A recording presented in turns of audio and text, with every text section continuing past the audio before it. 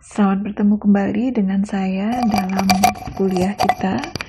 Ini adalah kuliah pendahuluan kita mengenai topik sindrom kegawatan pernafasan akut pada anak.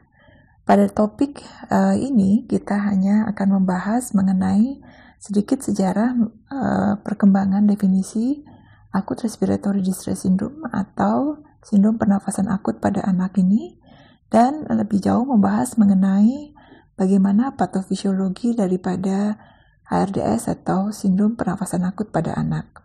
Pada kuliah selanjutnya, barulah kita akan membahas lebih jauh mengenai manifestasi klinis, penyebabnya, dan terutama adalah kasus yang terkait dengan sindrom kegawatan pernafasan akut pada anak.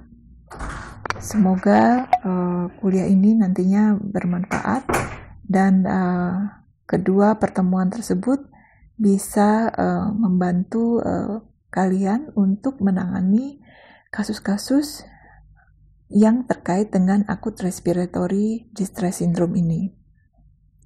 Pada contoh kasus nantinya akan saya sampaikan kasus yang cukup familiar dengan kita, yaitu kasusnya drowning pada anak.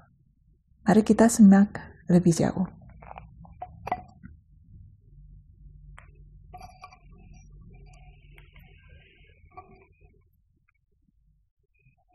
Ini adalah satu review yang saya ambil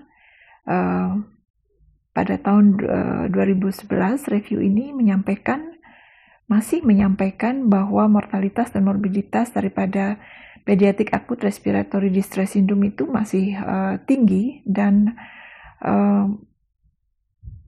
perawatan di ruang PICU itu sendiri merupakan satu hal yang masih membawa mortalitas dan morbiditas yang cukup tinggi pada populasi pediatrik.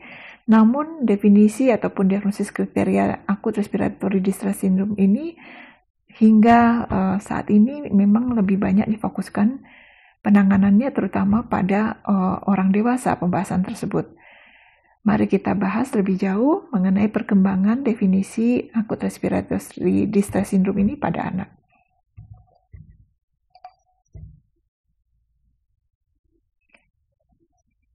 Ini adalah tahun-tahun di mana perkembangan definisi acute respiratory distress syndrome itu terjadi. Yang pertama adalah tahun 1967, Asbach dan kawan-kawan menemukan adanya adult type respiratory distress syndrome yang terjadi pada pasien dewasa yang memiliki berbagai penyakit yang berhubungan dengan progresivitas daripada kegagalan nafas pada saat itu. Terjadi hipoksemia yang menetap dan adanya gambaran infiltrat yang difus pada gambaran radiologinya. Terjadi penurunan fungsi daripada paru dan functional residual capacity pada paru yang mengalami tipe adult respiratory distress syndrome ini. Dan tidak cukup bukti yang spesifik untuk menyingkirkan kemungkinan medis lainnya yang menjadi penyebab. Pada tahun 1988, definisi daripada acute respiratory distress syndrome ini mengalami perkembangan. Kita lihat, dan saya highlight di sini tinta merah adalah hal-hal yang mungkin mengalami perubahan dari waktu ke waktu. PIP pada awalnya sudah dijelaskan tahun 1967 itu merupakan satu hal yang dipersyaratkan untuk mendefinisikan ARDS ini. Kemudian tahun 1988 PIP juga merupakan satu hal yang dipersyaratkan, yaitu tekanan akhir pada ekspirasi, dan yang berubah adalah rasio daripada tekanan oksigen pada arteri yang dibagi dengan fraksi oksigen sebagai salah satu hal yang dipersyaratkan untuk mendefinisikan ARDS. Demikian juga pada tahun 1994 terjadi perkembangan lagi, yaitu adanya onset akut yang harus ada pada pasien dengan RDS, dan perbandingan PaO2 dan fraksi oksigen rasio yang kurang sama dengan 200 menjadi satu hal yang lebih spesifik lagi digambarkan. Gambaran Ronsen kurang lebih sama, yaitu didapatkan infiltrat yang sifatnya bilateral pada chest radiografi. Dan ada hal lain lagi yang juga disampaikan yang mengalami perubahan yaitu didapatkannya ketidakterlibatannya hipertensi pada atrium kiri di sini. Hingga perkembangan pada tahun 1994 ini, definisi pediatric acute respiratory distress syndrome ini masih terbatas. Jadi walaupun perkembangan definisi ini berlangsung perlahan-lahan jadi lebih spesifik, namun masih ada keterbatasan dalam mendefinisikannya pada populasi pediatrik. Tahun 2012 terjadi beberapa perubahan lagi, yaitu mengenai waktu. Kriteria Berlin menyebutkan definisi ARDS itu terjadi dalam waktu 1 minggu, di mana terjadi satu episode yang baru atau perburukan dari gejala infeksi saluran nafas. Waktu yang lebih spesifik dalam mendefinisikan inilah perubahan kriteria Berlin tahun 2012 untuk ARDS. Kalau kita lihat dari gambaran Rosen, di sini tidak terlalu jauh berubah, adanya opasitas yang sifatnya bilateral pada gambaran Rosen. Kemudian bisa terdapat gambaran lainnya tadi, tapi tidak bisa menjelaskan mengapa terjadi opasitas yang sifatnya bilateral tersebut. Kemudian lebih spesifik lagi dibahas mengenai perbandingan antara PaO2 dan fraksi oksigen. Di sini ada 3 kategori, mild untuk yang 300 sampai 200, 101 sampai 200 itu moderate, dan kurang dari 100 adalah severe. PIP sekali lagi ditekankan, jadi satu hal yang dipersyaratkan harus merupakan standar yang ditegakkan dengan tekanan akhir ekspirasi yang berjumlah minimal 5. Lebih jauh kita lihat pada tabel ini bagaimana kriteria mild, moderate, and severe ini menentukan mortalitas yang mungkin terjadi pada pasien dengan ARDS. Secara umum, yang kita lihat di sini adalah ditekankannya waktu, gambaran radiologi yang menyebutkan adanya gambaran opasitas yang bilateral yang tidak bisa secara jelas disebabkan oleh adanya kolapsnya bagian paru, adanya nodul atau efusi, ataupun fluid overload atau kegagalan jantung. Kemudian definisi severity juga disebutkan dengan jelas, yaitu yang ringan adalah 201 sampai 300, moderate 101 sampai 200, dan yang berat adalah kurang daripada 100 untuk perbandingan PaO2 dan fraksi oksigennya. Kalau kita lihat di sini mortalitasnya tetap sangat tinggi dalam ketiga kategori severity ini. Untuk kategori ARDS yang mild itu severitasnya 25%, jadi cukup tinggi. Moderate itu 35% dan severe hampir 50, jadi 45%. Jadi bisa dipastikan setiap pasien dengan ARDS sebenarnya sudah datang dengan gangguan yang cukup berat. Jadi ketepatan dan kecepatan kita untuk menangani penata laksanaan awal tentunya sebelum jika diperlukan merujuk itu sangat diperlukan.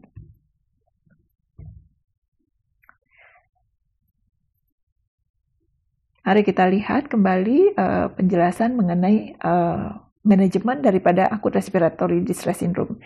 Jadi di sini dalam review artikel ini yang saya ambil dari tahun 2018 cukup jelas menyebutkan bagaimana algoritma secara sederhana mengenai apa yang bisa kita lakukan pada pasien dengan ARDS.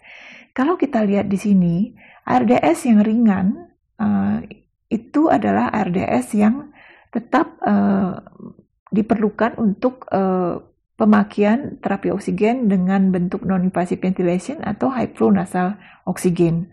Dan pada yang berat atau severe, jadi kalau kita sudah mampu menegakkan ARDS, kita harus bagi ringan dan berat.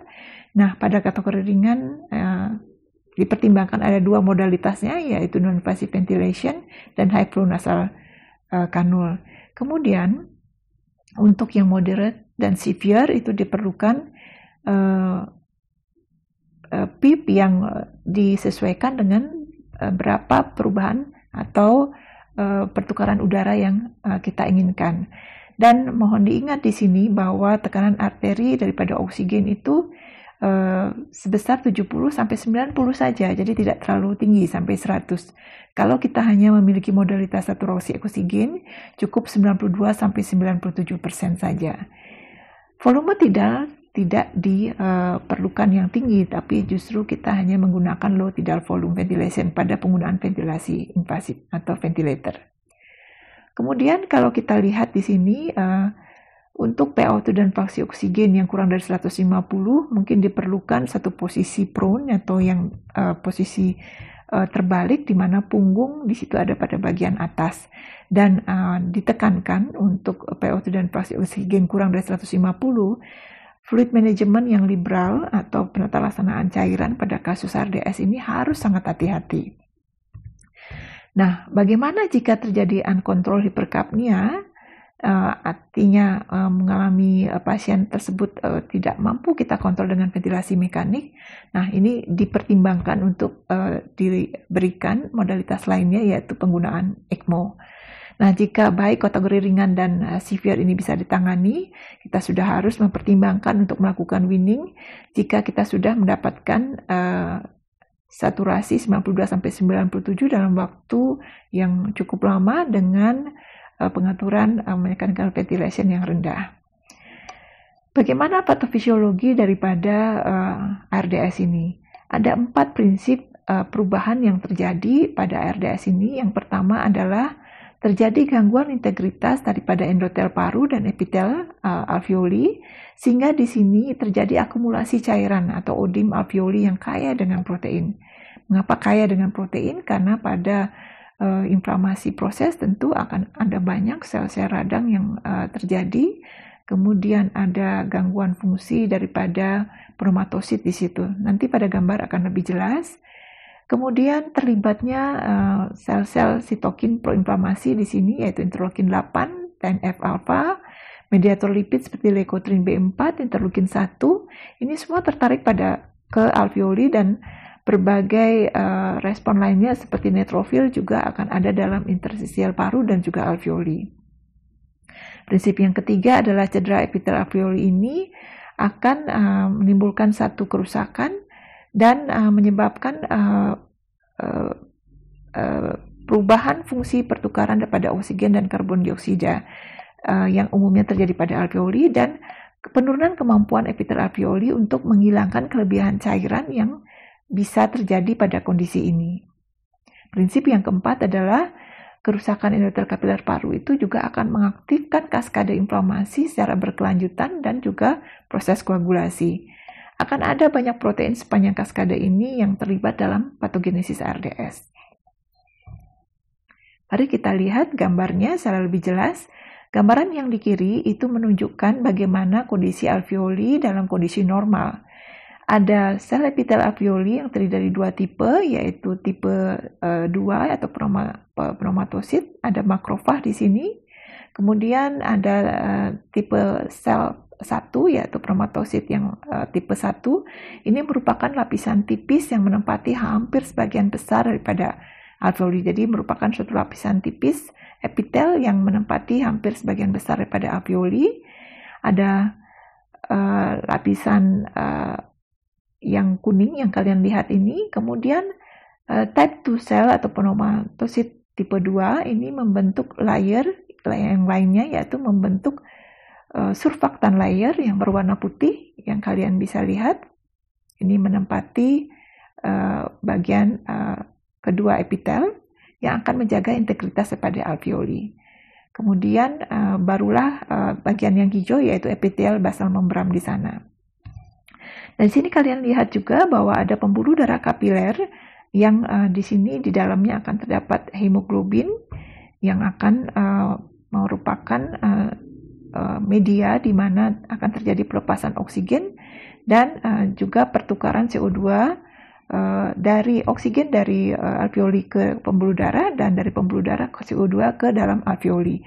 Jarak antara pembuluh darah kapiler ini tidak terlalu lebar, jadi sangat sempit sehingga pertukaran akan sangat mudah terjadi di sini. Kita lihat permeabilitas pembuluh darah juga intak. Kita pindah ke sebelah kanan. Inilah yang terjadi jika terjadi peradangan pada alveoli. Terjadi migrasi daripada sel-sel radang, neutrofil akan diaktifasi, sitokin proinflamasi akan menuju ke alveoli dari pembuluh darah kapiler, kemudian terjadi suatu kaskade di sana, yaitu terstimulasinya sitokin proinflamasi yang akan menginduksi daripada proses peradangan yang terjadi di paru secara bersinambungan.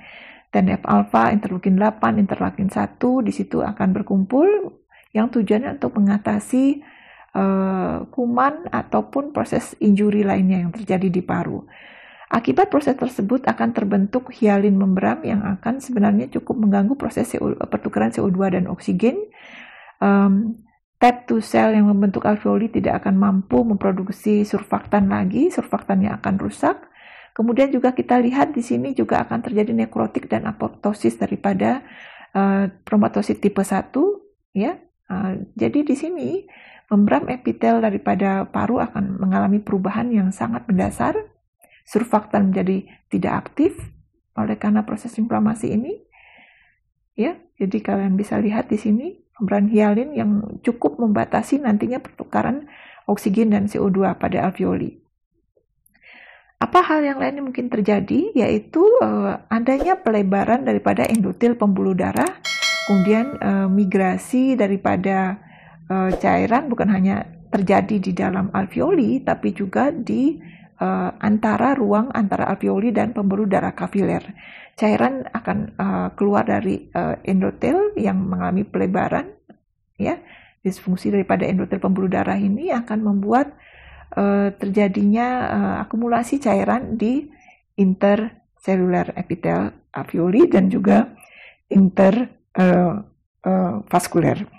Kalau kita lihat di sini, maka proses-proses peradangan yang terjadi akan membuat jarak antara endotel pembuluh darah akan melebar. Adanya membran hialin, pelebaran jarak antara pembuluh darah kapiler dan alveoli. Di sini akan terjadi mix and match yang akan mengganggu proses pertukaran oksigenasi dan karbon dioksida yang seharusnya terjadi dengan mudah. Oleh karena perbedaan gradien atau tekanan hidrostatik dan alveoli sendiri tidak akan mampu mengembalikan elastisitasnya oleh karena tidak adanya surfaktan pada layernya. Sehingga integritas daripada permukaan daripada epitel alveoli ini akan terganggu, demikian juga akan sangat besar dan memungkinkan terjadinya kolaps. Ada 3 fase yang mungkin terjadi pada ARDS ini, yaitu fase akut atau exudative fase yang kita lihat tadi. Kemudian yang kedua adalah fibrosing atau alveolitis fase, di mana mulai terbentuk jaringan ikat, dan recovery fase. Pada kasus di mana 45% kasus yang mengalami RDS itu terjadi kematian pada umumnya, maka yang mengalami penyembuhan sebenarnya tidak sepenuhnya mengalami perubahan yang sangat normal atau kembali ke normal, namun sebagian daripada jaringan alveoli akan mengalami fibrotik. Tadi saya menyebut mengenai bahwa RDS itu terjadi oleh karena lung injury. Jadi ada injury pada paru yang bersifat langsung dan tidak langsung. Inilah penyebab lung injury pada umumnya. Nah, kita akan membahas satu di antaranya nantinya pada kasus yang bisa saya tampilkan pada kesempatan kedua nanti untuk kuliah daring kalian, yaitu near drowning. Namun bisa dilihat di sini bahwa penyebabnya adalah direct lung injury dan indirect lung injury. Jadi banyak sekali sebenarnya penyebab daripada RDS. Demikian penjelasan dari saya secara singkat, dan konsep di mana perubahan daripada pertukaran oksigen dan karbon dioksida yang terjadi akibat proses inflamasi itulah yang menyebabkan anak-anak yang mengalami RDS ini pada umumnya akan mengalami hipoksia yang pada akhirnya membuat distres nafas dan akan menyebabkan morbiditas bahkan mortalitas yang besar pada pasien anak yang mengalami sindrom kegawatan nafas akut atau acute respiratory distress syndrome. Terima kasih atas kesempatannya. Selamat bertemu kembali pada kesempatan kedua di mana kuliah daring kita akan kita langsungkan setelah kesempatan pertama ini kita selesaikan. Pertanyaan-pertanyaan kalian bisa cantumkan nanti pada lembar chat dan mudah-mudahan dalam kesempatan kedua bisa kita bahas. Terima kasih.